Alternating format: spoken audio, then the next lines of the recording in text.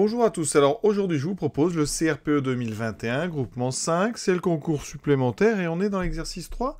Alors, il y a de la géométrie, hein, avec un triangle, vous voyez ici, il y a une vue en coupe d'un bateau, on voit ici qu'on va certainement avoir peut-être à utiliser nos théorèmes, ben, vous voyez je vois marqué un théorème de Thalès.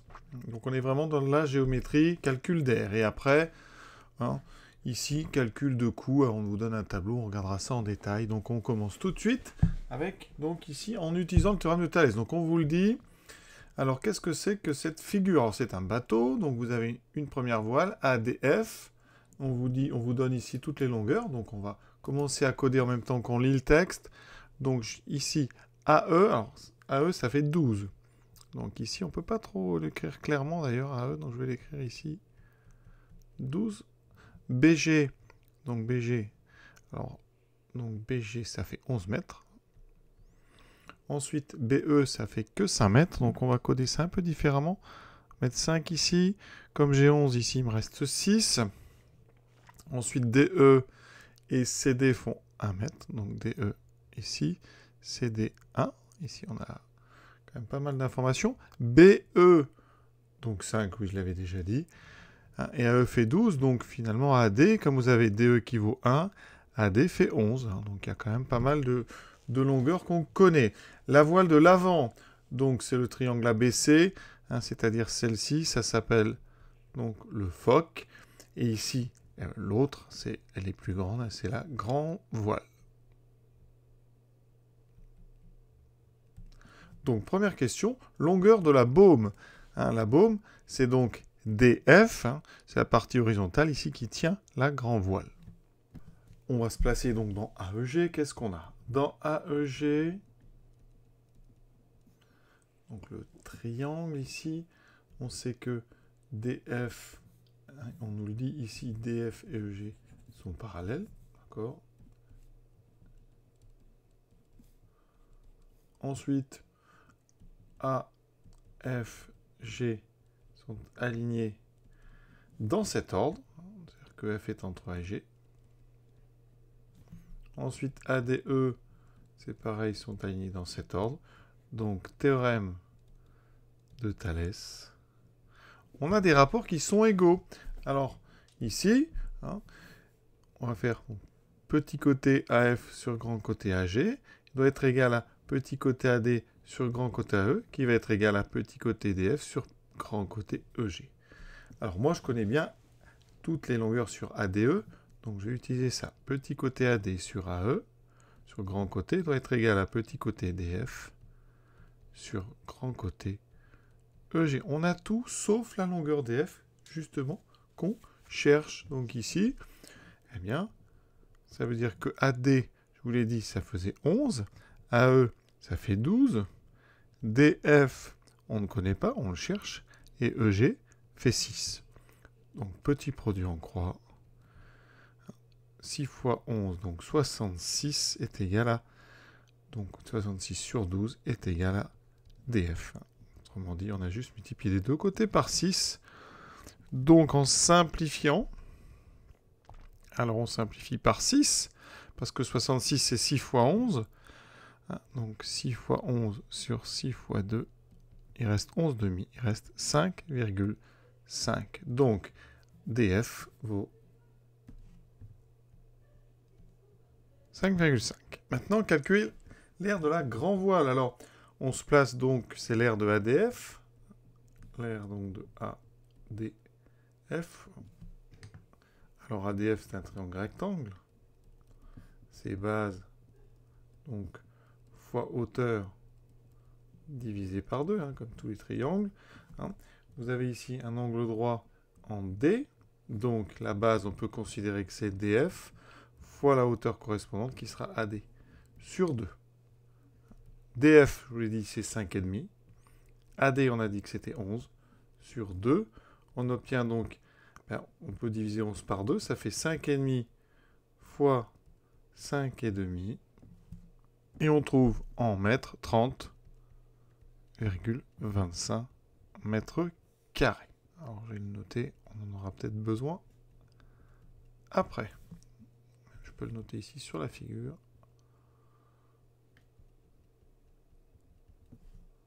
Et d'ailleurs, avant d'aller un peu plus loin, j'ai pas justifié quand même proprement que le triangle donc ADF était rectangle en D. Pourquoi? Eh bien, on sait que DF est parallèle à EG et ensuite à E et perpendiculaire à BG. Mais BG, c'est aussi EG. Donc ça veut dire que la droite EG, elle est parallèle à DF et perpendiculaire à AE. Conclusion, mais ça veut dire que la droite ici, DF, elle aussi, elle est perpendiculaire, donc à la droite AE. Une perpendiculaire, quand vous avez deux droites parallèles, toute perpendiculaire à l'une et perpendiculaire à l'autre. Voilà, ça il fallait quand même le dire avant de calculer notre R. Troisième question. Alors, lorsque le vent forcit, on remplace le foc, donc la petite voile ici ABC, par une voile plus petite appelée trinquette. Et donc la trinquette, c'est une réduction du foc de coefficient 4/5. Donc coefficient 4/5. Donc pour avoir les longueurs de la trinquette, il faut multiplier toutes les longueurs du foc par 4 sur 5. Alors, calculer l'air de ADC. Alors, nous ici, vous voyez, dans ADC, c'est un triangle rectangle aussi, ADC. Parce qu'on sait que C, D et F sont alignés, d'accord? Et on a déjà dit que donc, DF était perpendiculaire à AE, d'accord? Donc, ça veut dire qu'ici, notre triangle, donc CDA, il est rectangle en D. Et quand même, les arguments importants, c'est que, donc, DF, on sait qu'il est perpendiculaire à AD, enfin à AE. D'accord? La droite CD, elle est égale à la droite DF. D'accord? C'est les mêmes, puisque les 3 points sont alignés. Donc, avec ces deux choses-là, on invite le fait que, donc, DA, alors je vais écrire AD, mais c'est pareil que AE, eh bien, est donc perpendiculaire à CD. Voilà pourquoi notre triangle est rectangle en D. C'est important, parce qu'on va peut-être avoir besoin, puisqu'on nous demande de calculer son R. Alors, les longueurs, est-ce qu'on a? Eh bien, AD, on sait que ça fait 11. CD, on nous a dit dans le texte, ça valait 1. Donc, l'air de ADC, c'est donc la base, comme il est rectangle en D, c'est 1 fois 11 sur 2. C'est donc 11 demi, c'est donc 5,5 mètres carrés. Maintenant, on me parle du quadrilatère BC. DE. Eh bien, vous voyez que c'est un trapèze. C'est un trapèze, effectivement. On sait que CD est parallèle à BE. Donc, l'aire de BCDE, comme tout trapèze, ça sera donc petite base, donc CD, plus grande base BE, fois la hauteur, parce que c'est un trapèze rectangle. Parce qu'on a un angle droit en E et en D. D'accord? Puisque DE est perpendiculaire à BE et CD. Donc, petite base plus grande base, fois la hauteur, vous prenez DE et vous divisez par 2. Et donc, 5 plus 1, ça fait 6, fois 2 qui vaut 1 sur 2. 6 sur 2, ça fait 3 mètres carrés. D'accord? Vraiment ici, donc ce trapèze, vous avez la grande base qui fait 5, on lui ajoute la petite base qui fait 1, donc ça fait 6. La hauteur correspondante, donc c'est DE. On a bien les angles droits qui sont donnés par le parisme des deux droites, et le fait que AE est perpendiculaire donc à ces deux droites. Et on applique après, tout bêtement, on va dire la formule. Donc 6 fois 1 sur 2. Alors regardez bien le dessin. Donc ici, je vais effacer un petit peu certains traits et je vais faire du coloriage pour que vous voyez bien. Alors nous, on a calculé donc ici, alors en vert, ça sera peut-être en rouge, vous verrez mieux. On a calculé l'aire donc de ce triangle ADC. On a calculé ensuite l'aire ici du trapèze BCDE. Et ces deux figures, pourquoi on en a besoin? Parce qu'elles sont dans le triangle. Donc A, B, E. D'accord? Et ce triangle ABE, si vous lui enlevez la zone rouge, c'est-à-dire le triangle ADC, et vous lui enlevez le trapèze, il vous reste l'aire de ABC. Donc, et donc, vous écrivez R de ABC, c'est ce que je cherche, c'est donc l'aire du grand ABE moins l'aire donc ACD moins l'aire de BCDE. Alors l'aire de ABE, on l'a pas encore, donc je vais le faire à côté, là-haut. L'aire de ABE. ABE, c'est un triangle, un rectangle en E. Donc son aire, c'est la base, donc BE, fois la hauteur AE, divisé par 2. C'est-à-dire BE qui fait 5, AE qui fait 12 sur 2. 12 sur 2, ça fait 6, il me reste 30. J'ai donc une aire de 30 mètres carrés. Donc R de ABC, c'est ces 30 mètres carrés, auxquels je vais enlever les 5,5 de l'aire de ADC, et j'enlève les 3. 30 moins 8,5, ce qui me fait 21,5 mètres carrés. Ça, c'est pour l'aire de ABC. Donc, c'est l'aire du phoque. Mais moi, je veux la trinquette. Et la trinquette, il faut un coefficient. Hein, pour passer d'un à l'autre, vous avez un coefficient 4/5.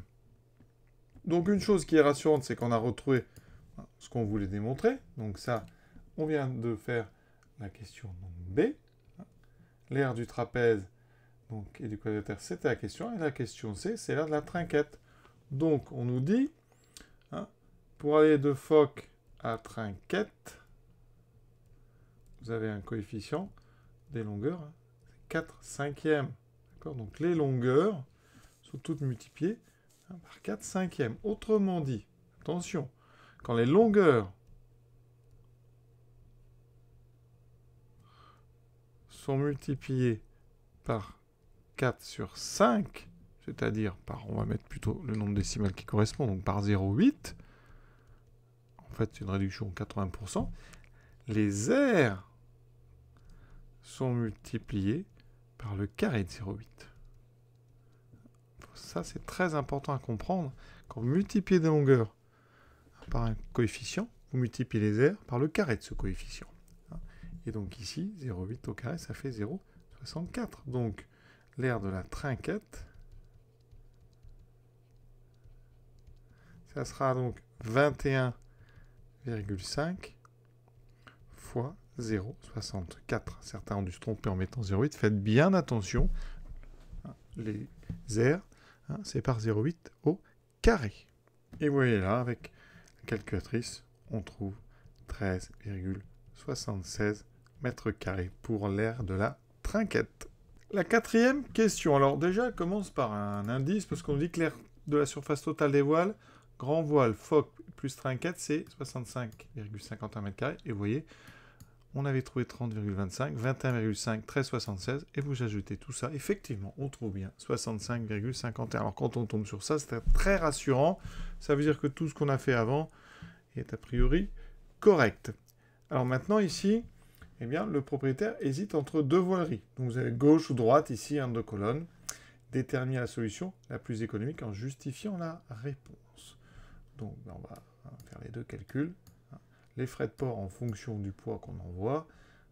Donc on a 65,51 mètres carrés à acheter. Donc d'abord, on va passer par le mètre voilier local. D'accord ? Alors, il nous propose donc ici 86 € par mètre carré. Livraison offerte. Il est local, c'est pour ça. Donc vous, c'est simple, vous avez 65,51 mètres carrés fois 86 € par mètre carré. La qualité du tissu, on n'a pas besoin, puisqu'ici la livraison est offerte, donc le poids importe peu, donc on a juste cette multiplication qui nous donnera le prix en euros. Et ça me donne donc 5633,86 €. Deuxième calcul, usine en Asie. Alors là, il va y avoir un petit peu plus de choses. Parce que vous avez des frais de port. Donc il faut savoir quelle est la masse de ce que vous achetez. Donc tarif de base, vous avez 64 € par mètre carré. Ensuite, on vous donne le poids donc au mètre carré. Donc ça va être intéressant. Taxe d'importation, il faudra rajouter 32% du prix. et rajouter les frais de port. Donc, premièrement, hein, d'abord, ce qu'on peut voir, c'est le prix déjà du tissu. Donc, on a 65,51 fois 64. Effectivement, c'est moins cher, mais il y a plein de taxes. Ensuite, la masse, donc, c'est 340 grammes par mètre carré. Il me faut 65,51 mètres carrés. Donc, la masse, ça sera les 65,51 fois 340 grammes. D'accord? Et on convertira ça en kilos pour savoir dans quelle gamme on se trouve. Après, il faut rajouter 32% à nos 65,51 fois 64. Donc si vous rajoutez 32%, je vais le faire après, mais il faudra multiplier par un coefficient. La masse, vous voyez, en grammes, 22 273,4. Donc on a 22,27 134 kilos.